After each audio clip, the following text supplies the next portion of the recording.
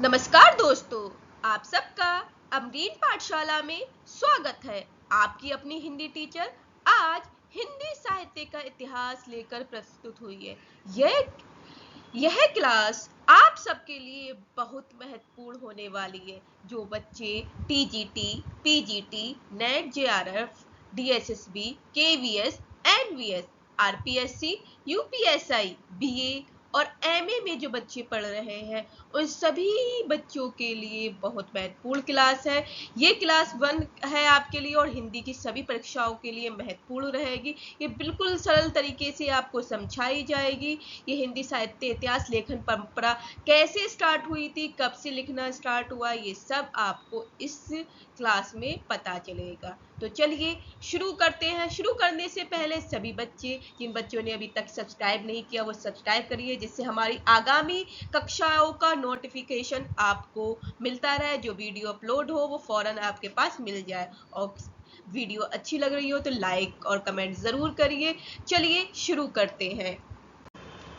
चलिए अब हम हिंदी साहित्य इतिहास की लेखन परंपरा को पढ़ते हैं। हिंदी साहित्य के इतिहास लेखन की सबसे पहला प्रयास फ्रेंच विद्वान गौरसादा तासी ने किया है। किसने करा है? फ्रेंच विद्वान जो थे, फ्रेंच विद्वान गौरसादा तासी ने किया है। तो अब अगला है, गौरसादा तासी ने अपनी पुस्तक की रचना फ्रेंच भाषा में की है। कौन सी भाषा में की है? फ्रेंच भाषा में की है। तो हिंदी साहित्य इतिहास लिखना जो स्टार्ट करा है, सबसे पहले याद रखना इंपॉर्टेंट पॉइंट है, फ्रेंच विद्वान गौरसादा तासी ने किया है। और इस पुस्तक के लेखक जो है गौरसादा तासी है। और इन्होंने इस पुस्तक का नाम आम इस्तिवार द लिटरेचर एंडुई हिंदुस्तानी रखा है। तासी ने जो पुस्तक का नाम रखा है इस्तिवार द लिटरेचर एंडुई हिंदुस्तानी रखा है। और ये फ्रेंच भाषा में लिखी गई है। फ्रेंच विद्वान है गौरसादा तासी। तो याद रखना है, बहुत इंपॉर्टेंट पॉइंट है।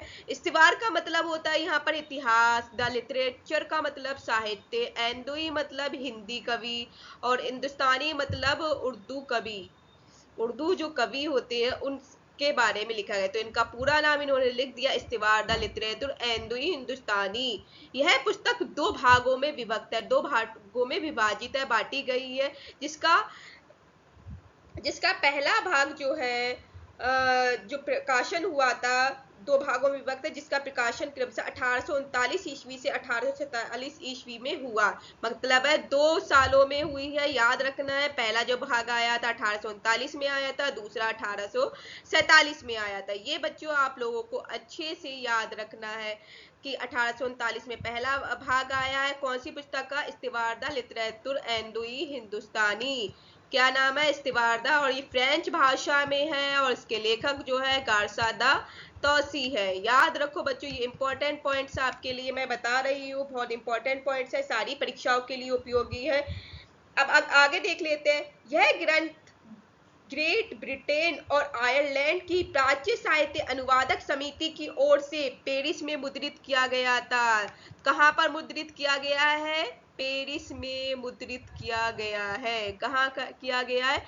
पेरिस में मुद्रित किया गया है। तो बच्चों आपको अच्छे से याद रखना है, पेरिस में मुद्रित हुआ था। पहली बार कहाँ हुआ था? पेरिस में हुआ था। और इसकी जो समिति है उसका नाम क्या था? आप लोगों को अच्छे से याद रखना है, प्राच्य साहित्य अनुवादक समिति। तो ये कहाँ की है? ब्रिटेन और आयरलैंड की है। ग्रेट ब्रिटेन और आयरलैंड की समिति का नाम क्या है? प्राच्य साहित्य अनुवादक समिति की ओर से पेरिस में मुद्रित किया गया था। अब आगे देख लेते हैं। इसका इस्तिवार द लिटरेचर एंडुई हिंदुस्तानी का द्वितीय संस्करण 3 भागों में आया। पहला जो आया था 2 भागों में आया था। और कब कब छपा था? 1839 से 1847 ईस्वी में। लेकिन दूसरा जब इसका भाग आया है, दूसरा जब इसको छापा गया है तो 1841 ईस्वी में, 1871 ईस्वी में छपा है। और 3 भागों में ये विभक्त है। कितने में? 3 भागों में बांटा गया है। अगला पॉइंट देख ले रहे हैं। तासी ने अपनी पुस्तक में हिंदी और उर्दू के अनेक कवियों का विवरण अंग्रेजी वर्ण क्रमानुसार दिया है। तो बच्चों इंग्लिश अल्फाबेटिकल के अकॉर्डिंग दिया है, जो इंग्लिश के अल्फाबेटिकल है ABCD है A to Z, उसके अकॉर्डिंग इन्होंने दिया है। टाइम पीरियड के अकॉर्डिंग नहीं दिया है, समय के अनुसार नहीं दिया है बच्चों, ये बात आप लोग याद रखेंगे। अंग्रेजी वर्ण क्रमानुसार दिया है। गौरसदा तासी के ग्रंथ में कुल 738 कवि हैं और जिसमें से हिंदी के सिर्फ 72 कवि और शेष उर्दू के बचे हुए उर्दू के। सिर्फ हिंदी के याद रखना है, हिंदी के 72 कवि हैं इस ग्रंथ में, बाकी जितने भी बचे हैं वो सब उर्दू के हो जाएंगे। टोटल कितने हैं? 738। तो 738 कवियों के बारे में इन्होंने बताया। कौन सी पुस्तक में बताया? इस्तिवार द लिटरेतुर एंडुई हिंदुस्तानी के बारे में बताया है। इसके लेखक कौन है? गारसादा तासी। कौन सी भाषा में लिखी गई है? फ्रेंच भाषा में लिखी गई है। पहला संस्करण 2 भागों में आया था। तो कब कब प्रकाशित हुआ? 1839 ईस्वी में, 1847 ईस्वी में। दूसरा भाग 3 भागों में आया है। 3 भागों में कब आया था? 1871 ईस्वी में, 1871 ईस्वी में आया है। और इसमें उर्दू और हिंदी के कवियों का वर्णन अंग्रेजी वर्ण क्रमानुसार दिया है, मींस इंग्लिश अल्फाबेटिकल के अकॉर्डिंग दिया गया है। इसमें कितने कवि हैं? 738 कवि हैं, जिसमें से 72 कवि सिर्फ उर्दू के हैं।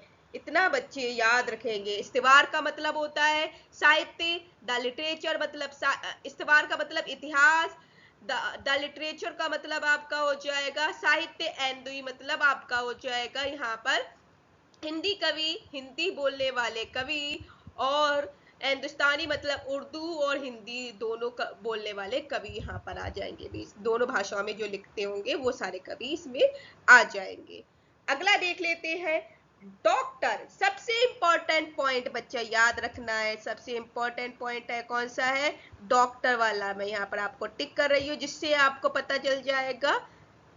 1 मिनट बच्चों, जिससे आपको यहाँ पता चल जाए सबसे इंपॉर्टेंट पॉइंट। ये भी मैंने टिक करा है जिससे आपको ये पॉइंट आपको अच्छे से याद हो जाए।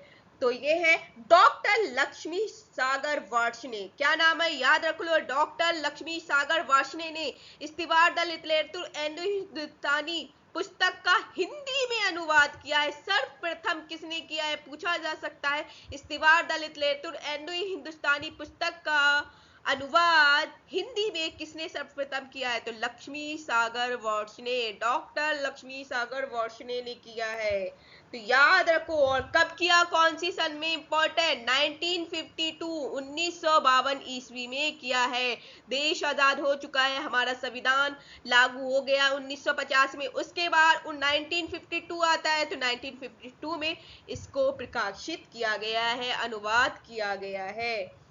तासी ने पुस्तक इस्तिवार द लिटरेतुर एंडो हिंदुस्तानी में एंडुई के लिए हिंदवी हिंदी और हिंदुस्तानी के लिए हिंदुस्तानी मीन्स उर्दू अर्थ प्रयुक्त होता है। जैसे मैंने अभी ऊपर बताया था वही चीज यहाँ पर बता दी गई। मैंने आपको सारी चीज ऊपर बता दी थी। इसका अर्थ हिंदी साहित्य इतिहास लेखन की परंपरा में, हिंदी साहित्य इतिहास लेखन की परंपरा में हिंदी भाषा में लिखा प्रथम ग्रंथ श्री महेश दत्त शुक्ल द्वारा रचित भाषा काव्य संग्रह है।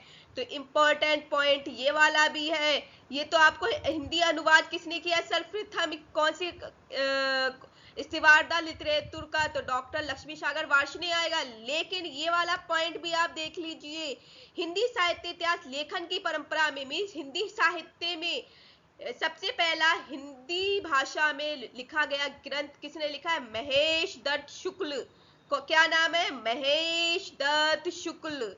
भाषा काव्य संग्रह, इसका नाम क्या है? भाषा काव्य संग्रह। किसने लिखा है? महेश दत्त शुक्ल ने। सबसे पहले हिंदी भाषा में लिखा गया यह ग्रंथ है। तो ये बच्चों इंपॉर्टेंट पॉइंट है, याद रख लेना। अब आ जाते हैं अगले पॉइंट पे। हम शिव सिंह सेंगर ने शिव सिंह सरोज नाम से हिंदी भाषा का दूसरा महत्वपूर्ण इतिहास ग्रंथ रचा है। तो शिव सिंह सेंगर ने शिव सिंह सरोज नाम से हिंदी भाषा में प्रथम किसने लिखा है? आपको पता चल गया बच्चों, हिंदी भाषा में प्रथम किसने लिखा है? अभी हमने ऊपर ही बताया है। तो महेश दत्त शुक्ल ने लिखा है। किसने लिखा है? महेश दत्त शुक्ल ने। तो मैं यहाँ पर 1 नंबर बना रही है महेश दत्त शुक्ल। और दूसरा ग्रंथ आपको यहाँ पर लिखा ही है। दूसरा ग्रंथ आपका शिव सिंह सेंगर ने शिव सिंह सरोज नाम से। याद रखो, सेंगर और सरोज साथ साथ से याद है, तो दोनों पुस्तक का नाम और लेखक का नाम अच्छे से याद होगा। शिव सिंह सरोज, शिव सिंह सेंगर, तो ये एकदम अच्छे से पता चल जाएगा। नाम हिंदी भाषा का दूसरा महत्वपूर्ण इतिहास ग्रंथ है। शिव सिंह सरोज का प्रकाशन 1883 ईस्वी में हुआ, 1883 ईस्वी में हुआ है। तो याद रखना 1883 में हुआ है। तो भाषा काव्य संग्रह महेश दत्त शुक्ल द्वारा 1873 में 1873 में आया है। उसके 10 साल बाद बच्चों 1883 में शिव सिंह सरोज आया है। सबसे पहले 1883 में कौन सा आया है? भाषा काव्य संग्रह। किसने लिखा है? श्री महेश दत्त शुक्ल ने लिखा है भाषा काव्य संग्रह को। और उसके बाद उसके 10 साल बाद शिव सिंह सेंगर ने शिव सिंह सरोज नाम से हिंदी का दूसरा महत्वपूर्ण इतिहास ग्रंथ लिख डाला, और जो 1883 में प्रकाशित हुआ है। अब अगला पॉइंट देख लेते हैं शिव सिंह से रिलेटेड। है शिव सिंह सरोज में 838 कवि भाषा कवियों का जीवन चरित्र तथा उनकी कविताओं के उदाहरण दिए गए। कितने याद इंपॉर्टेंट पॉइंट याद रखो, 838 कवियों का ब्यौरा दिया गया है। 838 मीन 838 838 838। तो सबसे पहले 738 थे, यहाँ पर 100 कवि बड़े हैं। याद रखो, इस्तीवार द लिटरेचर एंडुई हिंदुस्तानी में 738 थे। कितने थे? 738। और दूसरा जो शिव सिंह सरोज है उसमें से आपके क्या हो जाते हैं? 100 और इंक्लूड हो जाते हैं। तो 100 इंक्लूड होते ही यहाँ पर 838 हो जाते हैं।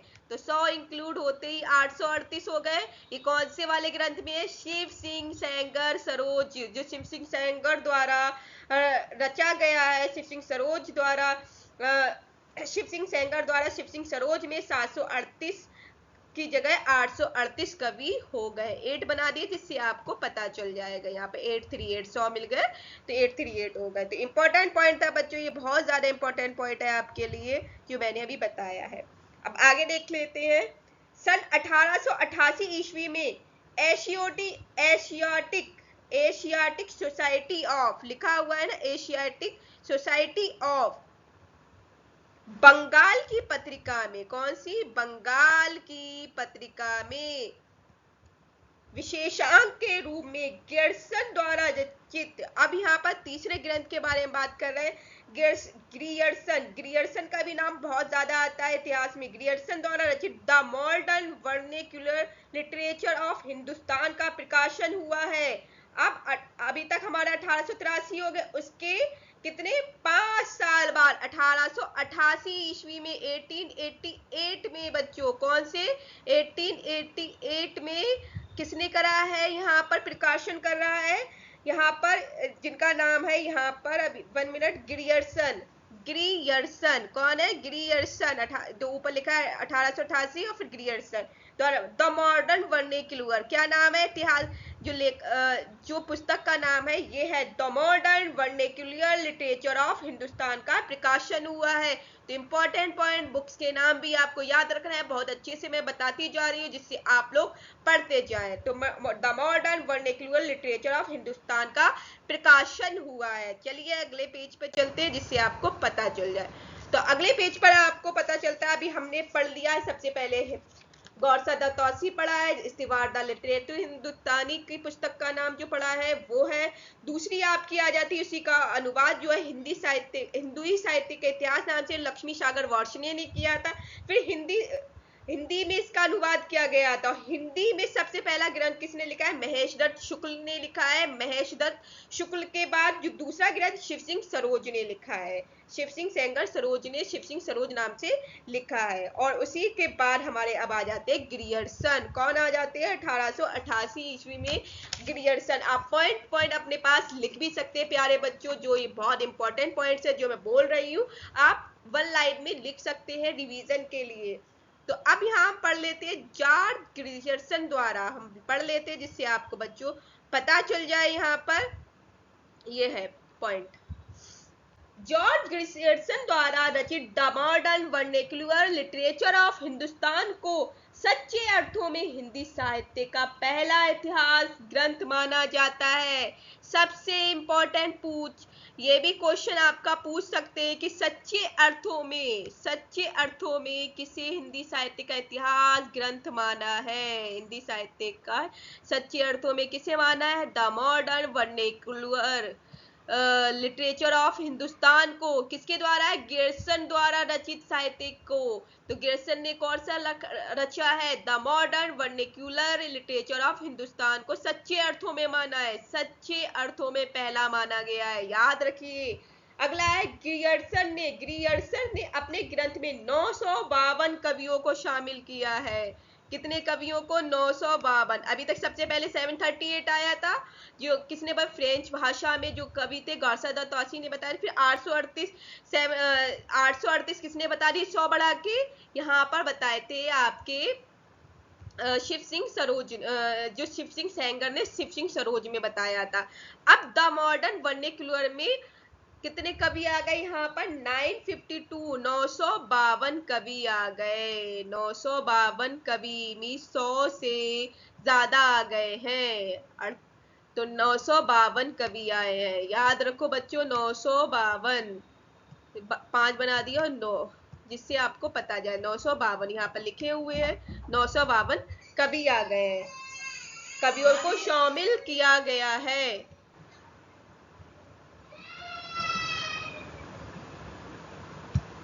डॉक्टर किशोरी लाल गुप्त ने the modern vernacular literature of Hindustan का हिंदी साहित्य का प्रथम इतिहास शीर्षक में हिंदी अनुवाद किया, जिसका प्रकाशन 1957 में हुआ। अब तो बच्चों इंपॉर्टेंट पॉइंट है, याद रखो ये वाला जो पॉइंट है आपके लिए, किशोरी लाल गोस्वामी ने, किशोरी लाल गुप्त ने, डॉक्टर किशोरी लाल गुप्त ने the modern vernacular literature of Hindustan का हिंदी साहित्य का प्रथम इतिहास नाम से हिंदी में अनुवाद किया है, ट्रांसलेट किया है, इंग्लिश पुस्तक का हिंदी में अनुवाद किया है। तो ये इंपॉर्टेंट पॉइंट है, याद रखना है आपको। अब अगला है ग्रियर्सन कवियों। अब ये आपका जो अगला पॉइंट आ गया ग्रियर्सन कवियों वाला, ये है, ठीक है। हम रेड वाला पॉइंट हम आपको दिखाते हुए चल रहे हैं। ग्रियर्सन ने कवियों और लेखकों का काल क्रमानुसार वर्गीकरण तथा उनकी प्रवृत्तियों को स्पष्ट किया है। तो यहाँ पर इंपॉर्टेंट, सबसे इंपॉर्टेंट पॉइंट, ग्रियर्सन ने क्या करा है? सबको टाइम पीरियड के अकॉर्डिंग यहाँ पर कवियों का विवरण दिया है। तो ग्रियर्सन ने सबसे पहले जो हमारी पुस्तक में जो दिया गया था अल्फाबेटिकल था, कौन सी पुस्तक में था? याद करो जल्दी से, कौन सी पुस्तक थी? यस, याद करिए जल्दी से, कमेंट बॉक्स में बताते चाहिए, मैं आगे चल के इसको बताऊंगी क्योंकि मैंने ऊपर बताया। कमेंट बॉक्स में लिखते जाना जिसको याद आ रहा है। तो अल्फाबेटिकल ये पुस्तक आ गई आपकी। अब काल क्रम के अनुसार किसने? ग्रियर्सन ने मांगना है, कौन सी पुस्तक में? The modern vernacular literature for Hindustan का हिंदी साहित्य का प्रथम इतिहास को माना है। अब अगला है आपको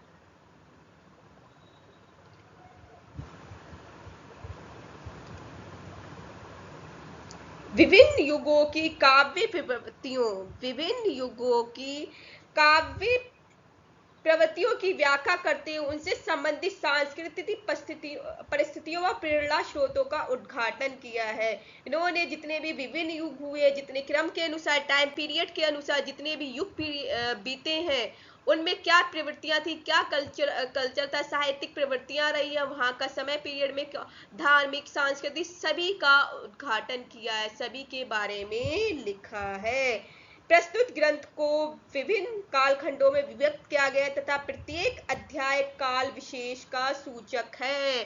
प्रत्येक जो अध्याय है इसमें चैप्टर दिए गए, हर उसमें काल का सूचक है, टाइम पीरियड का सूचक है, उसके बारे में पता चलता है। कौन सी पुस्तक है? The modern vernacular literature of Hindustan. कौन सी पुस्तक का नाम क्या है? The modern vernacular literature of Hindustan. इसके लेखक हैं ग्रियर्सन। किशोरी ग्रियर्सन, ठीक है, और उन्होंने 952 कवियों को किया है, और इसका हिंदी में अनुवाद हिंदी साहित्य का प्रथम इतिहास नाम से डॉक्टर किशोरी लाल गुप्त ने किया था। अब आगे देख लेते हैं। जॉर्ज ग्रियर्सन ने प्रथम बार हिंदी साहित्य का भाषा की दृष्टि से क्षेत्र निर्धारण करते हुए संस्कृत, प्राकृत एवं अरबी फारसी मिश्रित उर्दू को उससे पृथक किया है। तो इन्होंने संस्कृत और प्राकृत एवं अरबी फारसी से मिश्रित जो उर्दू जो थी उसे अलग कर दिया है। किसने? जॉर्ज ग्रियर्सन ने।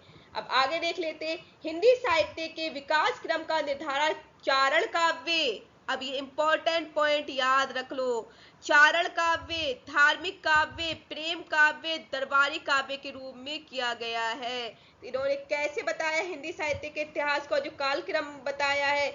तो चारण काव्य, धार्मिक काव्य, प्रेम काव्य और दरबारी काव्य के रूप में विभक्त किया है। किसने? जॉर्ज ग्रियर्सन ने।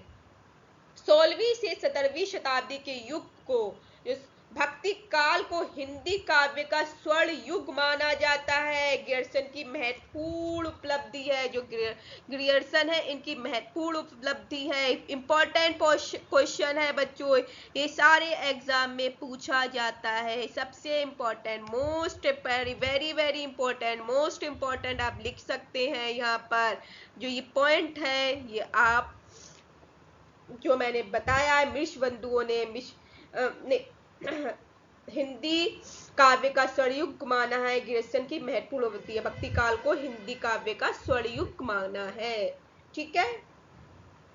मिश्र बंधुओं ने मिश्र बंधु विनोद नामक इतिहास ग्रंथ की रचना की। मिश्र बंधुओं ने कौन से इतिहास की? मिश्र बंधु विनोद नामक इतिहास ग्रंथ की रचना की है। मिश्र बंधुओं में, मिश्र बंधु मतलब बंधु एक साथी को बोलते हैं, मिश्र मतलब उसमें मिक्स हो गए हैं। तो यहाँ पर तीन आते हैं। इसमें कौन कौन है? गणेश बिहारी, श्याम बिहारी, सुखदेव बिहारी। इंपॉर्टेंट पॉइंट्स है बच्चों, याद रखना है। नेट, पीजीटी, यूपीएसआई, पीजीटीआई जो इंपॉर्टेंट मैं बताती जा रही हूँ, टिक भी करती जा रही हूँ, ये सारे क्वेश्चन पूछे गए हैं, रिपीट हुए हैं और आगे भी एग्जाम में आएंगे। तो मिश्र बंधुओं के नाम याद कर लो, तीन है, गणेश, श्याम, सुखदेव। गणेश और श्याम और सुखदेव, गणेश बिहारी, श्याम बिहारी, सुखदेव बिहारी। ठीक है, याद रखना है, मिश्र है इनका नाम। मिश्र बंधु विनोद 4 भागों में विभक्त है। मिश्र बंधु विनोद जो है कितने भागों में है? 4 भागों में, जिसका प्रथम 3 भाग का प्रकाशन सन 1913 में तथा चौथे भाग का प्रकाशन 1934 में हुआ है। तो 30 साल के बाद हुआ है। जो 3 भागों का 4 भाग है इसका, तो 3 भाग 1913 में आ गए। कितने में आ गए? 1913 में। और चौथा भाग आपका आया 1934 ईस्वी में, मतलब कितने साल बाद? 20, 30, 21 साल बाद, 20 से 21 साल बाद आया है। 1913 हो गया, तो 20, 30, 33, 14, 21 साल बाद आया है आपका। ठीक है, तो 21 साल बाद यहाँ पर ये आया। इंपॉर्टेंट पर पूछ सकते कितने साल बाद आया था, वर्ष याद रख लेना, इंपॉर्टेंट पॉइंट है बच्चों ये। अगला हो जाता है, मिश्र बंधु विनोद में 4591 कवियों का जीवन वृत्त वर्णित है। तो कितने सबसे ज्यादा इसमें है? मिश्र बंधु विनोद में कितने कवि बताए गए? 4551। सबसे इंपॉर्टेंट पॉइंट, कितने? अभी तक तो हमने 738, 838, 952 ये कवि पढ़े थे, लेकिन मिश्र बंधु विनोद में अभी हमने पढ़ा है 4551 कवियों का जीवन वृत्त वर्णित है। 4591। तो याद रखो, इसके अनेक अज्ञात कवियों का प्रकाशन में लाने के साथ ही उनके साहित्यिक महत्व को स्पष्ट करने का प्रयास किया गया। जो अज्ञात कवि थे उन्हें भी इसमें लाया गया है और उसका प्रकाशन किया गया है, और स्पष्ट करने के लिए उनके साहित्य को बताया गया है। कौन सा ग्रंथ है? याद रख लो बच्चों इस ग्रंथ का नाम, मिश्र बंधु विनोद। इसमें कितने कवि हैं? 4591। 3 लोग आते हैं इसमें, सुखदेव बिहारी, गणेश बिहारी, श्याम बिहारी। याद रख लो ये तीनों के नाम। अगला है, मिश्र बंधु विनोद में कवियों का सापेक्षिक महत्व निर्धारण करने के लिए उनकी 4 श्रेणियां बनाई गई, 4 श्रेणियों में बांटा गया है, 4 वर्गों में बांटा गया है। अगला पॉइंट है हिंदी साहित्य इतिहास लेखन की परंपरा में आचार्य रामचंद्र शुक्ल द्वारा रचित हिंदी साहित्य का स्थान सर्वोच्च है। सबसे इंपॉर्टेंट जो आज भी हम मानते हैं हिंदी साहित्य का इतिहास सबसे ऊंचा स्थान किसको दिया गया है? आचार्य रामचंद्र शुक्ल के इतिहास को, उसी को आधार बनाकर आज हम भी पढ़ रहे हैं और आगे भी पढ़ते रहेंगे। आचार्य रामचंद्र शुक्ल को सबसे पहला इतिहास ग्रंथ सर्वोच्च के रूप में माना गया है। याद रखना, सारे पॉइंट को मैंने विवरण दिया है, सबका अलग अलग मतलब सच्चे अर्थों में अलग है, पहला हिंदी अनुवाद अलग है, पहला ग्रंथ अलग है। इस तरह से आपको यार फ्रेंच वाला अलग था लेकिन सच्चे अर्थों में अलग ग्रंथ हो गया, हिंदी अनुवाद वाला अलग हो गया। लेकिन हिंदी साहित्य लेखन की परंपरा में, हिंदी साहित्य इतिहास लेखन की परंपरा में आचार्य रामचंद्र शुक्ल द्वारा रचित हिंदी साहित्य के इतिहास को सबसे ऊंचा स्थान माना गया है। सबसे ऊंचा स्थान किसका माना गया? आचार्य रामचंद्र शुक्ल द्वारा रचित हिंदी साहित्य इतिहास, हिंदी साहित्य का इतिहास। अगला पॉइंट है आचार्य शुक्ल का इतिहास मूलतः नागरी पिचारडी सभा द्वारा प्रकाशित, कौन सी सभा है? नागरी पिचारडी सभा, नागरी पिचारडी सभा द्वारा प्रकाशित हिंदी शब्द सागर की भूमिका के रूप में हिंदी साहित्य का विकास नाम से सन 1929 ईस्वी में प्रकाशित हुआ है, 1929 में प्रकाशित हुआ है। तो बच्चों ये सबसे इंपॉर्टेंट पॉइंट है, याद रखना है। कौन सी है? सन 1929। और इसकी कौन सी सभा है? नागरी पिचारडी सभा द्वारा हिंदी शब्द सागर की भूमिका के रूप में प्रकाशित हुआ है। अगला पॉइंट है हिंदी साहित्य का इतिहास में 1000 कवियों और लेखकों को शामिल किया गया है। इसमें फिर से आ गए 1000 कवि। तो बच्चों अभी भी हम 1000 कवियों के रूप में ही मान रहे हैं। सिर्फ एक जगह हमारे 4592 आए हैं, 4000 से ऊपर आए हैं, लेकिन सब जगह 738, 838, 952, फिर 4000 के लगभग। और जो लास्ट में अब हमारा निकल के आया है पॉइंट 1000 कवि। किसके, कौन से इतिहास में? हिंदी साहित्य का इतिहास रामचंद्र शुक्ल द्वारा रचित जो इतिहास है उसमें 1000 कवियों को लिया गया है। Important point, most important point बच्चों याद रखना है इन सारे पॉइंट्स को। आचार्य रामचंद्र शुक्ल के जितने भी पॉइंट्स आएंगे वो सब इंपॉर्टेंट ही रहेंगे और आगामी कक्षाओं में जो परीक्षा है आपकी उसमें आते रहेंगे। तो चलिए आगे देखते हैं। अब अगला पॉइंट बता रही, आचार्य रामचंद्र शुक्ल ने शिव सिंह सेंगर, जॉर्ज ग्रियर्सन तथा मिश्रबंधु के इतिहास को कविवृत्त संग्रह से अभिव्यक्त किया। कविवृत्त संग्रह से तो मीन्स इन्होंने बताया कवियों का वृत्त है, कवियों के बारे में बताया गया और आदि वहाँ का बहुत भौगोलिक स्थिति कैसी थी, सांस्कृतिक स्थिति कैसी, उनके बारे में न बताया गया, सिर्फ कवियों का जीवन परिचय के रूप में इन्होंने बता दिया गया है। ये सारा पॉइंट है। अगला है आचार्य शुक्ल ने लिखा है, इंपॉर्टेंट पॉइंट पे बच्चों याद रखना है जो आचार्य रामचंद्र शुक्ल ने लिखा है ये सबसे इंपॉर्टेंट है। ये कई कक्षाओं में परीक्षाओं में पूछा भी गया है, जिसपे मैंने टिक किया। ये पॉइंट है, बहुत इंपॉर्टेंट पॉइंट है आपके लिए, यह सब मैं से बताती हूँ। आचार्य रामचंद्र शुक्ल ने लिखा है, जबकि प्रत्येक देश का साहित्य वहां की जनता की चित्रवृत्ति का संचित प्रतिबिंबित होता है, तब यह निश्चित है कि जनता की चित्रवृत्ति के परिवर्तन के साथ साथ साहित्य के स्वरूप में भी परिवर्तन होता चला जाता है।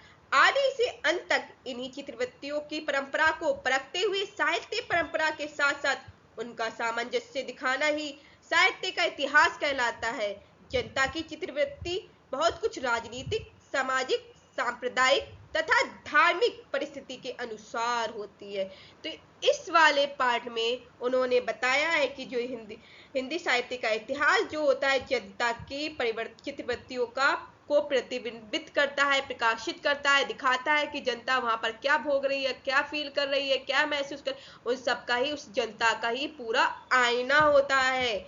तो उससे ही हमें पता चल जाता है कि उस समय के राजा का प्रशासन कैसा था, लोग कैसा व्यवहार करते थे, राजा कैसा व्यवहार करते, इन सब के बारे में इतिहास हमें बताता है, उसी से ही हम जान पाते हैं। तो ये सारी इस चीजों में पता चल जाता है कि राजनीतिक, सामाजिक और सांप्रदायिक तथा धार्मिक परिस्थितियों के अनुसार ही हिंदी साहित्य का इतिहास रचा गया, वहां का इतिहास भी इसी तरह से होता है।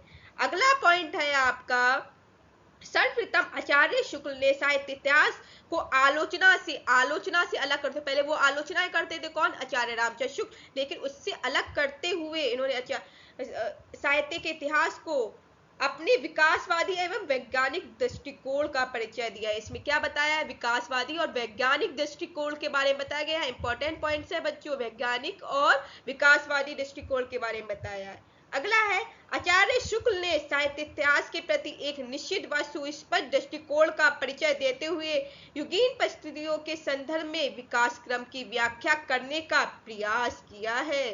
तो इन्होंने क्या करा है, सुस्पष्ट दृष्टिकोण का परिचय देते हुए युगीन परिस्थिति, वहां की परिस्थितियां क्या थी, उस विकास क्रम कैसा रहा है, इसकी व्याख्या करते हुए सारी चीजें बताई हैं, उस चीज का इन्होंने प्रयास किया, और अच्छे से ये प्रयास हमें हिंदी साहित्य के इतिहास जो रामचंद्र शुक्ल द्वारा रचित है इसमें देखने को मिलता है, और आज भी हम उस साहित्य के इतिहास को पढ़ रहे हैं। अगला देख लेते पॉइंट, आचार्य शुक्ल वाला, ये सी वाला पॉइंट देख लेते हैं। आचार्य शुक्ल ने काल विभाजन के अंतर्गत हिंदी साहित्य के 900 वर्षों के इतिहास को 4 सुस्पष्ट कालखंडों में विभक्त किया है। 900 वर्षों का, 900 वर्षों का, 900 सालों के बारे में इन्होंने बताया है। याद रखना है बच्चों, कितने, 900 सालों के, 900। किसने, आचार्य रामचंद्र शुक्ल का इंपॉर्टेंट पॉइंट है बच्चों, सबसे ज्यादा 900 वर्षों के इतिहास को इन्होंने कराया 4 कालखंडों में, आदिकाल, भक्तिकाल, रीतिकाल और आधुनिक काल, 4 खंडों में इन्होंने बताया है ना। किसने, 900 वर्षों का ये पूरा, आदिकाल, भक्तिकाल, रीतिकाल और आधुनिक काल जो है 900 वर्ष आचार्य रामचंद्र शुक्ल ने। इंपॉर्टेंट पॉइंट है, याद रखना है बच्चों। यस, अब शुक्ल जी ने भक्तिकाल को 4 भागों या शाखाओं में बांटकर उससे सर्वप्रथम शुद्ध दार्शनिक एवं धार्मिक आधार पर प्रतिष्ठित किया है। तो आचार्य रामचंद्र शुक्ल ने सबसे पहले तो हमारा आदिकाल हो गया, फिर भक्ति, इन सब के बारे में हम डीपली भी आगे क्लासों में बच्चों पढ़ते रहेंगे, और आगे क्लासें आपको वीडियो के रूप में मिलती रहे तो आप हमारे चैनल को सब्सक्राइब कर दीजिए, और वीडियो को लाइक भी जरूर करिए अगर अच्छी लग रही हो। सब्सक्राइब करेंगे तो हमारी नोटिफिकेशन आपको सारी वीडियो की मिलती रहेंगी। तो प्यारे साथियों, आपका ही साथ रहेगा तो हम भी आगे बढ़ते रहेंगे, और आप भी हमारे साथ आगे बढ़ते रहेंगे। यस, अगला पॉइंट हमने बताया, अब हमने आदिकाल, भक्तिकाल, रीतिकाल और आधुनिक काल था। अब हम भक्तिकाल के बारे में बता रहे हैं। भक्तिकाल को भी इन्होंने किस तरह से बांटा है वो देख लेते हैं। भक्तिकाल को सबसे पहले इन्होंने 2 धाराओं में बांटा, निर्गुण धारा और सगुण धारा। निर्गुण धारा को इन्होंने 2 भागों में बांट दिया, ज्ञानाश्रयी और प्रेमाश्रयी। ठीक है, निर्गुण को ज्ञानाश्रयी और प्रेमाश्रयी, संत और सूफी आ गए। निर्गुण में ज्ञानाश्रयी माने संत, और सूफी में प्रेमाश्रयी। सगुण में राम भक्ति और कृष्ण भक्ति आ जाएगी, सगुण में राम भक्ति और कृष्ण भक्ति। बच्चों इसे भी हम डीपली आगे पढ़ेंगे, हमने चार्ट के रूप में अभी सिर्फ समझा रहे हैं। तो अगला पॉइंट हो जाता है, रामचंद्र शुक्ल ने अपने इतिहास में पहली बार कवियों और साहित्यकारों के जीवन चरित्र संबंधी इतिवृत्ति के स्थान पर उनकी रचनाओं के साहित्यिक मूल्यांकन को प्रमुखता दी है। इंपॉर्टेंट पॉइंट सबसे ज्यादा कि इन्होंने जो हमारे कवि और लेखक रहे हैं उनके जीवन चरित्र के बारे में ना बताते हुए उन्होंने लेखन किस तरह से किया है उसके बारे में बताया है, इसको प्रमुखता दी है। किसने, आचार्य रामचंद्र शुक्ल ने उनके साहित्यिक मूल्यांकन को प्रमुखता दी कि उन्होंने साहित्य कैसा रचा, उनके जीवन चरित्र के बारे में नहीं बताया कि जीवन में कैसे थे, कौन थे, क्या कर रहे थे और उन्होंने क्या क्या लिखा, बस ये नहीं, उन्होंने लिखा किस अंदाज में, क्या क्या लिखा, उस के ऊपर ज्यादा इन्होंने ध्यान दिया है। किसने, आचार्य रामचंद्र शुक्ल ने। अगला इंपॉर्टेंट पॉइंट बच्चों याद रखना है, एडविन ग्रीव्स महोदय, ये भी इंपॉर्टेंट पॉइंट्स है, याद रख लो बच्चों ये भी। इनके बारे में हम जान लेते हैं एडविन ग्रीव्स के बारे में। किसके? Edwin Greaves. एडविन ग्रीव्स महोदय ने सन 1917 ईस्वी में अंग्रेजी भाषा में ए स्केच ऑफ हिंदी लिटरेचर नाम से हिंदी साहित्य का एक संक्षिप्त इतिहास ग्रंथ लिख दिया। तो याद रखो, ये भी इंपॉर्टेंट पॉइंट्स है। कौन है? Edwin Greaves. ये भी 1 नंबर में क्वेश्चन में आपके आते हैं, चाहे वो आपका नेट जेआरएफ हो, टीजीटी, पीजीटी हो, डीएसएसबी के हैं, या अन्य प्रतियोगी परीक्षाएं हैं, या एमए बीए वाले जो आपके ये 1 नंबर के आते हैं, इसमें सब में आपके लिए महत्वपूर्ण रहते, चाहे यूपीएसआई हो। ये सारे जो इंपॉर्टेंट पॉइंट्स बता रही है, सब आपके लिए महत्वपूर्ण क्लास होने वाली। आप इसे सुन जाइए और एक बार ऐसे ही देखिए, दूसरी बार में 2 की स्पीड करके आप देख जाइए, और इस तरह से आप 2-3 बार देख लेंगे तो क्लास अपने आप आपको रट जाएगी, एकदम माइंड में हर चीज एकदम बैठ जाएगी। आप देखते ही फर्राटे के साथ अपने क्वेश्चन आंसर लगा सकते हैं, और एकदम आपको देखते ही हिंदी साहित्य के जितने भी आपके क्वेश्चन आ रहे हो, चाहे नेट जेआरएफ आ रहे हो, चाहे आपके टीजीटी पीजीटी हो, चाहे यूपीएसआई हो, फटाफट आप एक सेकंड के अंदर आप टिक करेंगे। इस तरह से मेरी गारंटी है, आप लोग पढ़ लेंगे। अगर मेरी सारी क्लासें आप फॉलो करेंगे तो इसी तरह से आप पढ़ते रहेंगे। तो अगला देख लेते हैं। एडविन ग्रीव्स महोदय ने सन 1917 ईस्वी में अंग्रेजी भाषा में ए स्केच ऑफ हिंदी लिटरेचर, क्या नाम है? ए स्केच ऑफ हिंदी लिटरेचर नाम से हिंदी साहित्य का एक संक्षिप्त इतिहास ग्रंथ लिखा है। एक संक्षिप्त मतलब शॉर्ट में, पूरा नहीं लिखा है, शॉर्ट में चीजें बताई हैं। तो संक्षिप्त मतलब विस्तार पूर्वक वर्णन न करके उसे शॉर्ट में बताया है। क्या नाम है? Edwin Greaves. नाम याद कर लीजिए, एडविन ग्रीव्स ने संक्षिप्त इतिहास लिखा है। कौन से सन में? 1917 ईस्वी में। कौन सी भाषा है? अंग्रेजी भाषा में लिखा है। क्या नाम है उसका? ए sketch of Hindi literature. Sketch of Hindi literature, Hindi literature याद कर लो, अंग्रेजी भाषा में है, सन 1917 है। किसने लिखा है? एडविन ग्रीव्स महोदय ने लिखा है। तो याद हो गया होगा सभी बच्चों को, अच्छे से मैं याद करा भी रही हूँ, आपको माइंड में बैठ जाए चीजें। इन्होंने हिंदी साहित्य के इतिहास के 5 विभाग किए गए हैं। हिंदी साहित्य के किसने? एडविन ग्रीव्स ने 5 विभागों में बांटा है, 5 विभाग किए हैं। कितने? 5, याद रखना। सन 1920 ईस्वी में NEK ने अंग्रेजी भाषा में ए हिस्ट्री ऑफ हिंदी लिटरेचर नाम से इतिहास ग्रंथ लिखा। सन 1920 ईस्वी में क्या नाम है? FEK, याद कर लो, FEK ने अंग्रेजी भाषा में, कौन सी भाषा में? अंग्रेजी भाषा में। एक तो the modern vernacular literature of history था, अब दूसरा जो आ गया है ये आ गया a history of Hindi literature. A history of Hindi literature ये दूसरा है। मैं पीछे भी आपको बताया गया, पॉइंट पॉइंट आप लिखेंगे इंपॉर्टेंट, कुछ शॉर्ट अपने नोट्स बना के चले, जिससे आपको पॉइंट टू पॉइंट चीजें याद रहेंगी। FEK ने अंग्रेजी भाषा में, FEK लिखा हुआ आपको दिख रहा है बच्चों, FEK ने अंग्रेजी भाषा में ए हिस्ट्री ऑफ हिंदी लिटरेचर नाम से एक इतिहास ग्रंथ लिखा है। याद रखो, अंग्रेजी भाषा में FEK ने लिखा है। कौन से सन में? 1920 ईस्वी में, 1920 में। अब तज़किरा-ए शोरा हिंद बच्चों, इंपॉर्टेंट पॉइंट, तज़किरा-ए शोरा हिंद पूछ सकते हैं, और आया भी है, कई परीक्षाओं में आया है तज़किरा-ए शोरा हिंद। इसके बारे में पढ़ते हैं। 1848 ईस्वी में नामक इतिहास ग्रंथ में मौलवी करीमुद्दीन, तज़किरा-ए शोरा हिंद, मौलवी करीमुद्दीन, याद कर लो, 2-3 बार पढ़ोगे, ऐसे बोलोगे मेरे साथ, तज़किरा-ए शोरा हिंद, मौलवी करीमुद्दीन, तज़किरा-ए शोरा हिंद, मौलवी करीमुद्दीन, तज़किरा-ए शोरा हिंद, मौलवी करीमुद्दीन। ऐसे रिपीट करेंगे, आपको वैसे ही याद हो जाए, तज़किरा-ए शोरा हिंद, मौलवी करीमुद्दीन। ऐसे 5 टाइम ऐसे पढ़ लेंगे खुद से भी तो याद रहेगा। इसमें कुल कवियों की संख्या 1004, याद कर लो, 1004। 1000 हिंदी साहित्य के इतिहास में रामचंद्र शुक्ल ने बताई थी, लेकिन मौलवी करीमुद्दीन ने तज़किरा-ए शोरा ग्रंथ में, जो हिंदी ग्रंथ है, इसमें 1004 कवियों के बारे में बताया। कितना है? 1004। तो 1000 हिंदी साहित्य के इतिहास में थी, जो रामचंद्र शुक्ल द्वारा रचित था। इन्होंने 1000 कवियों को लिया, लेकिन इन्होंने 1004 कवियों के बारे में बताया। किसने? मौलवी करीमुद्दीन ने। कौन सी ग्रंथ में बताया है? तज़किरा-ए शोरा हिंद नामक ग्रंथ में। इस ग्रंथ में प्रथम बार कालक्रम का ध्यान रखा गया। 848 ईस्वी में करा गया था। इस ग्रंथ में पहली बार कालक्रम का ध्यान रखा गया था, याद रखना है। इंपॉर्टेंट पॉइंट है।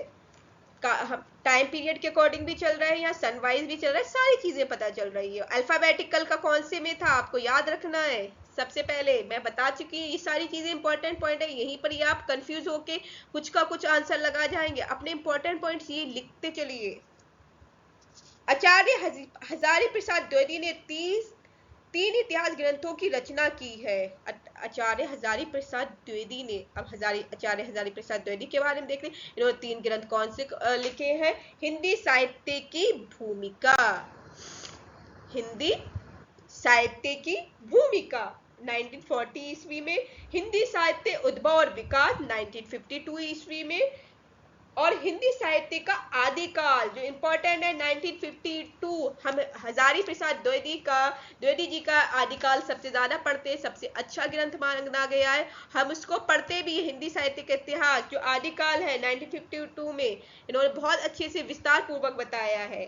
तो आप भी पढ़ सकते हैं बुक लाकर, या डाउनलोड करके आप पढ़ सकते हैं, आपको मिल जाएगी। ठीक है, अगला है आचार्य द्विवेदी ने अपने इतिहास परंपरा की निरंतरता का अनुशीलन करते हुए एक व्यापक इतिहास दर्शन की भूमिका तैयार की है। जो आचार्य द्विवेदी जो है, हजारी प्रसाद द्विवेदी है, इन्होंने अनुशीलन करते हुए एक व्यापक इतिहास दर्शन की भूमिका तैयार कर ली है। डॉक्टर राम कुमार वर्मा ने हिंदी साहित्य का आलोचनात्मक इतिहास नामक पुस्तक लिखी। अब याद रखना है बच्चों, सबसे इंपॉर्टेंट पॉइंट यहाँ पर, हिंदी साहित्य का आलोचनात्मक इतिहास ग्रंथ किसने लिखा है? डॉक्टर राम कुमार वर्मा ने लिखा है। डॉक्टर राम कुमार वर्मा ने हिंदी साहित्य आलोचनात्मक इतिहास ग्रंथ नाम से रचना की है। क्या नाम है? याद करो, डॉक्टर राम कुमार वर्मा ने, डॉक्टर राम कुमार वर्मा ने हिंदी साहित्य का आलोचनात्मक इतिहास, हिंदी साहित्य का आलोचनात्मक इतिहास किसने? डॉक्टर राम कुमार वर्मा ने। ये टीजीटी, पीजीटी, नेट, जेआरएफ और अन्य परीक्षाओं में भी पूछा गया प्रश्न है, इंपॉर्टेंट पॉइंट है, याद रख लेना। अब अगले पॉइंट पे चल देते। हिंदी साहित्य का आलोचनात्मक इतिहास का प्रकाशन सन 1938 में हुआ। याद रख लेना बच्चा, 1938 में हुआ है। इसका प्रकाशन कब हुआ है? 1938। बच्चों याद रखिए 1938।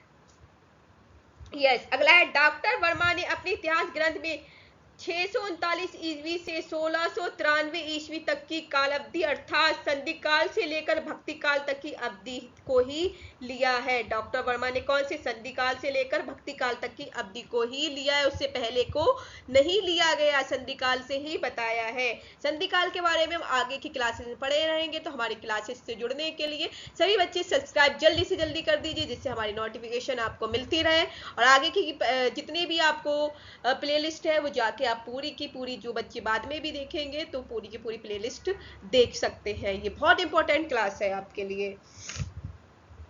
अगला देख लेते हैं। डॉक्टर वर्मा ने संपूर्ण ग्रंथ को 7 प्रकरण में विभक्त किया। इन्होंने कितने में बांटा है? डॉक्टर राम कुमार वर्मा ने 7 भागों में बांटा है। याद करना है, 7 भागों में। और इन्होंने कहां से? संधि काल से भक्ति काल को ही लिया है, 693 ईस्वी से 1693, मतलब 1000 साल को ही लिया है। 693 से 1693, 1000 साल हो गए ना यहाँ तक। यस, डॉक्टर वर्मा ने स्वयंभू को, जो कि अपभ्रंश के सबसे पहले कवि है, हिंदी का पहला कवि मानते हुए हिंदी साहित्यकार 693 ईस्वी से स्वीकार किया गया। बच्चों ये 1 नंबर का क्वेश्चन, बहुत इंपॉर्टेंट क्वेश्चन है, पूछा गया क्वेश्चन है। टीजीटी, पीजीटी में, नेट, जेआरएफ में, केवीएस, डीएसएसबी में, सब में पूछे गए प्रश्न है। यूपीएसआई के लिए भी महत्वपूर्ण और अन्य परीक्षाओं के लिए भी महत्वपूर्ण प्रश्न है। डॉक्टर वर्मा ने, डॉक्टर राम कुमार वर्मा ने हिंदी का पहला कवि स्वयंभू को माना है। किसे को माना है? स्वयंभू को माना है। याद रखिए, स्वयंभू को। यस, ये अपभ्रंश के सबसे पहले कवि है। स्वयंभू को अपभ्रंश का सबसे पहला कवि माना है, अपभ्रंश का। ठीक है। नागरी पिचाली सभा में हिंदी साहित्य का वृहद इतिहास का प्रकाशन 16 खंडों में हो चुका है। अनेक विद्वानों ने अलग अलग खंडों का संपादन कार्य किया है, जो आगे दिया गया है। आपको बता दें, जो आगे दिया गया है इनका हम पढ़ लेते हैं।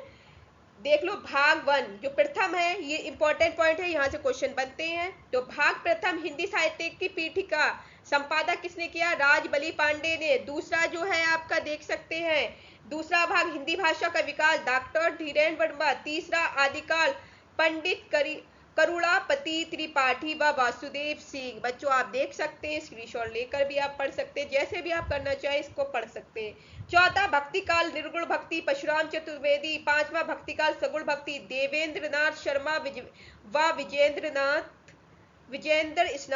विजेंद्र स्नातक। इसको आप पढ़ सकते हैं, इनको भी आपके पास टाइम हो तो बच्चे आप जाके लाइब्रेरी में किसी भी लाइब्रेरी से जाके इन पुस्तकों के बारे में पढ़ सकते हैं।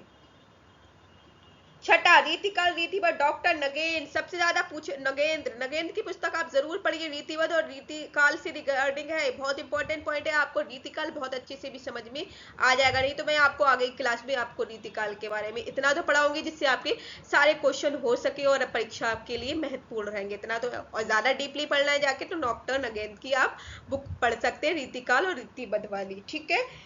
यस। सातवां रीतिकाल रीतिमुख डॉक्टर भगीरथ मिश्र। हिंदी साहित्य का अभ्युत्थान भारतेंदु काल 1950 ईस्वी तक विनय मोहन शर्मा। नवा द्विवेदीकाल पंडित सुधाकर पांडे। उत्कर्ष काल डॉक्टर नगेंद्र, ये भी आप पढ़ सकते हैं। उत्कर्ष काल काव्य जो है 1975 से 95 तक जो है डॉक्टर नगेंद्र का। उत्कर्ष काल नाटक सावित्री सिंह व दशरथ ओझा। 12वां कथा साहित्य डॉक्टर निर्मला जैन। किसका है? डॉक्टर निर्मला जैन। अगला है 13वां समालोचन निबंध और पत्रकारिता लक्ष्मी नारायण सुधांशु। 14वां अध्ययन काल डॉक्टर हरवंश लाल शर्मा। 15वां आंतर भारतीय हिंदी साहित्य। 16वां हिंदी लोक साहित्य कृष्णदेव उपाध्याय। अब इसके लिए आपको पता चल गया, 14 तक हमने बता दिया है, 15वां भी आपको बता दिया, 16वां भी बता दिया है। अब आ गए डॉक्टर धीरेन्द्र वर्मा ने विभिन्न विद्वानों के सामूहिक सहयोग से हिंदी साहित्य नामक इतिहास ग्रंथ का संपादन कार्य किया है। डॉक्टर धीरेन्द्र वर्मा ने, किसने? धीरेन्द्र वर्मा ने विभिन्न विद्वानों के सामूहिक सहयोग से विभिन्न विद्वानों को लिया, उसे सामूहिक ग्रुप बनाया, ग्रुप के सहयोग से हिंदी साहित्य नामक इतिहास ग्रंथ का संपादन कार्य किया। इस ग्रंथ में संपूर्ण हिंदी साहित्य के 3 कालों आदिकाल, मध्यकाल एवं आधुनिक काल के विवरण करते हुए प्रत्येक काल की काव्य परंपराओं का विवरण अविच्छिन्न रूप से प्रस्तुत किया है। हिंदी साहित्य इतिहास संबंधी प्रमुख रचना तथा रचनाकार इस तरह से है, कौन कौन से देख लीजिए। इंपॉर्टेंट पॉइंट 1 नंबर में आपके पूछे जाते हैं, आप इस तरह से कर सकते हैं, इंपॉर्टेंट क्लास है आपके लिए। हिंदी काव्य धारा 1944 ईस्वी में राहुल साकृत्यायन, बहुत इंपॉर्टेंट पॉइंट्स है। हिंदी काव्य धारा को राहुल साकृत्यायन के बारे में बताया गया। रचना करा रहे हिंदी काव्य धारा किसने लिखी है? 1944 ईस्वी में राहुल साकृत्यायन, पंडित राहुल साकृत्यायन, याद कर लीजिए।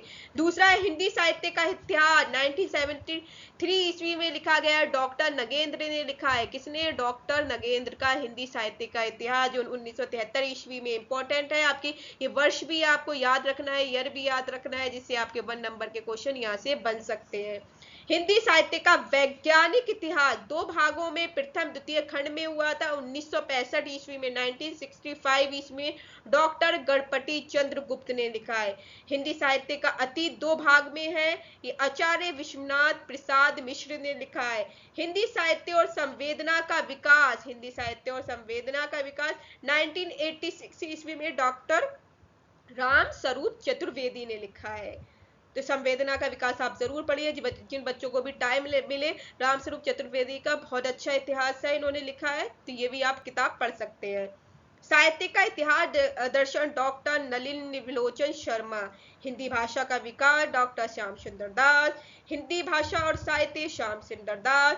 हिंदी कोविद रत्नमाल 2 भाग प्रथम 1909 व द्वितीय 1914 में प्रकाशित है, श्याम सुंदर दास। राजस्थानी भाषा और साहित्य डॉक्टर मोतीलाल मनोरिया। राजस्थानी पिंगल साहित्य मोतीलाल मनेरिया। हिंदी वीर काव्य टीकम सिंह तोमर। हिंदी काव्य शास्त्र का इतिहास भगीरथ मिश्र। और 14 नंबर पे आधुनिक हिंदी का आदिकाल डॉक्टर नारायण चतुर्वेदी। हिंदी साहित्य का 20वीं शताब्दी वाला नंद दुलारे वाजपेयी। 16वें नंबर पे आप आ जाइए। आधुनिक हिंदी साहित्य नंद दुलारे वाजपेयी, ये भी है। हिंदी साहित्य का इतिहास रमाशंकर शुक्ल रसाल। तो 1931 में इंपॉर्टेंट पॉइंट हिंदी साहित्य का इतिहास जो है रमाशंकर शुक्ल रसाल का है। हिंदी भाषा का उद्भव और विकास उदय नारायण तिवारी। हिंदी साहित्य विमर्श पद्मूलाल मुन्नालाल बख्शी, कविता कौमुदी राम नरेश त्रिपाठी। याद रखना कविता कौमुदी किसकी है, 1917 में 1 नंबर में पूछ सकते हैं। कविता कौमुदी राम नरेश त्रिपाठी, कविता कौमुदी राम नरेश त्रिपाठी। याद कर लीजिए, 5 टाइम बोलिए, कविता कौमुदी राम नरेश त्रिपाठी, कविता कौमुदी राम नरेश त्रिपाठी। इस तरह से याद कर लीजिए। भाषा काव्य संग्रह महेश दत्त शुक्ल, भाषा काव्य संग्रह महेश दत्त शुक्ल। इस तरह से आप याद कर सकते हैं बच्चों। तो ये आपके लिए इंपॉर्टेंट जो मैंने 2-3 बार बोले हैं उसे अच्छे से पढ़ जाइए। अगला है, बस 3-4 और बचे हैं। यस, आपके हिंदी साहित्य का विवेचनात्मक इतिहास, सूर्यकांत शास्त्री। आधुनिक हिंदी साहित्य का इतिहास, Krishna Shankar Shukla. Modern Hindi literature, doctor Indranath Madan. Khari Boli Hindi साहित्य का इतिहास, ब्रज रत्न दास। आधुनिक हिंदी साहित्य, लक्ष्मी सागर वार्ष्णेय। ब्रज माधुरी, वियोगी हरि। हिंदी साहित्य का दूसरा इतिहास 1996 ईस्वी में आया। इंपॉर्टेंट है बच्चों, ये बहुत ज्यादा। किसका है, बच्चन सिंह, डॉक्टर बच्चन सिंह। जो हिंदी साहित्य का दूसरा इतिहास, इसे हम नेट के लिए, जेआरएफ के लिए पढ़ते हैं। आचार्य रामचंद्र शुक्ल का या नगेंद्र, इन 2-3 को मिला के जरूर पढ़ते हैं। डॉक्टर बच्चन सिंह का ये बहुत इंपॉर्टेंट है बच्चे। आप लोग खरीद सकते हैं टाइम के लिए, जो नेट जेआरएफ की तैयारी कर रहे हैं वो भी बच्चे बच्चन सिंह को अच्छे से पढ़ सकते हैं, उन्हें डीपली जाकर पढ़ सकते हैं। बाकी मैं भी क्लासेस आपको देती रहूंगी, और अपने पास ये बुक खरीद के डॉक्टर बच्चन सिंह को, उसे भी आप पढ़िए, अगर टाइम हो तो जरूर पढ़िए आप लोग। हिंदी साहित्य का मौखिक इतिहास नीलाभ का है। हिंदी साहित्य का ओझल नारी इतिहास नीरजा माधव का है, जो 2013 में आया है। जो अभी तक 2013 तक आए हुए जितने भी हिंदी साहित्य के इतिहास है वो हमने आपको बता दिया। बच्चन सिंह का 1996 में 1996 ईस्वी में आया था, और 2003 में सुमन राजे का आया है हिंदी साहित्य का आधा इतिहास। हिंदी साहित्य का आधा इतिहास जो है, याद रखिए किसका है, 2003 में आया है, सुमन राजे का है, पूछ सकते हैं 1 नंबर में। हिंदी साहित्य का मौखिक इतिहास जो है नीलाभ का है, और हिंदी साहित्य का ओझल नारी इतिहास नीरजा माधव का है, जो 2013 में आया है। तो बच्चों, यहाँ तक की आपकी क्लास थी। आगे हम इसी तरह से और चीजें भी आदिकाल की पढ़ेंगे। तो जिन बच्चों ने अभी तक वीडियो को लाइक नहीं करा, कमेंट नहीं करा, करिए, और अपने साथियों को बोले कि वो हमारी प्लेलिस्ट में देखें आके, और उनको जरूर शेयर कीजिए। बाकी अगली कक्षा में मिलते हैं, जब तक के लिए bye, take care, have a nice day.